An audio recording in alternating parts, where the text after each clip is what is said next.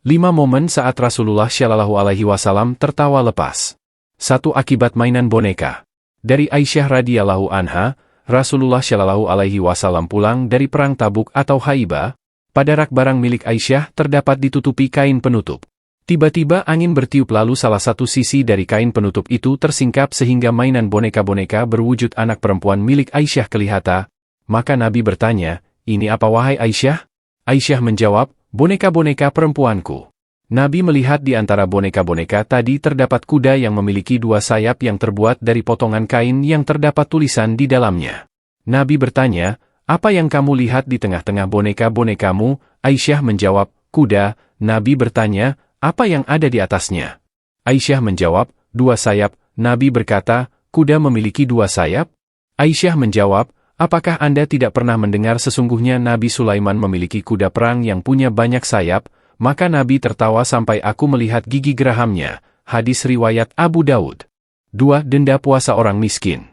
Abu Hurairah dia berkata, seorang laki-laki datang kepada Nabi Muhammad Shallallahu Alaihi Wasallam sambil berkata, "Celaka aku telah menyetubuhi istriku di siang bulan Ramadan."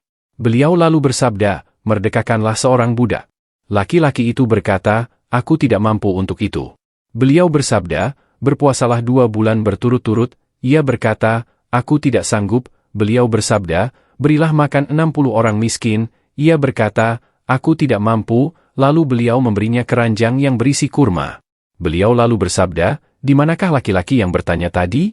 Pergi dan bersedekahlah dengan ini." Ia menjawab, "Demi Allah, antara 2 lembah ini tidak ada keluarga yang lebih membutuhkan ini kecuali kami." Lalu Nabi Shallallahu Alaihi Wasallam tersenyum hingga kelihatan gigi gerahamnya. Beliau lalu bersabda, "Kalau begitu, berilah makan kepada keluargamu." 3. Lelaki di neraka.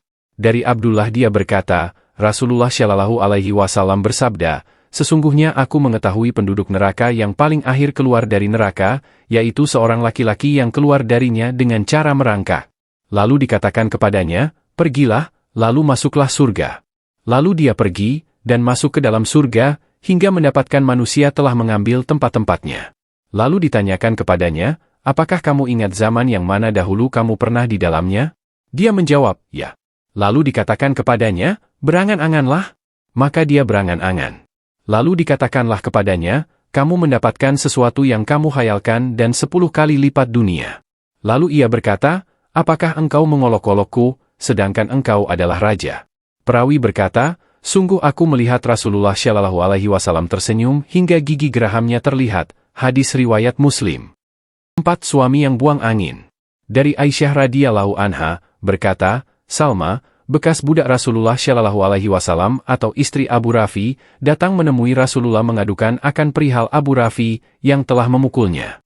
Aisyah berkata, Rasulullah menuturkan kepada Abu Rafi, "Ada apa engkau dengannya wahai Abu Rafi?" Ia menjawab, "Ia telah menyakitiku wahai Rasulullah." Kemudian Rasulullah bertanya, "Dengan apa engkau menyakitinya wahai Salma?"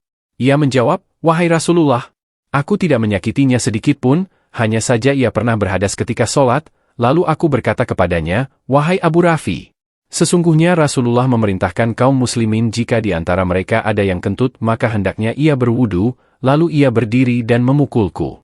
Beliau pun tertawa dan bersabda, "Hai Abu Rafi, sesungguhnya ia tidak menyuruhmu kecuali untuk kebaikan." 5. Perangai Umar bin Khattab.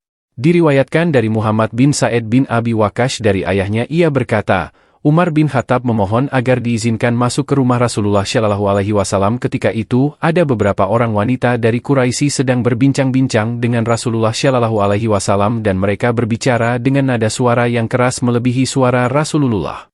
Ketika Umar masuk mereka segera berdiri dan menurunkan hijab.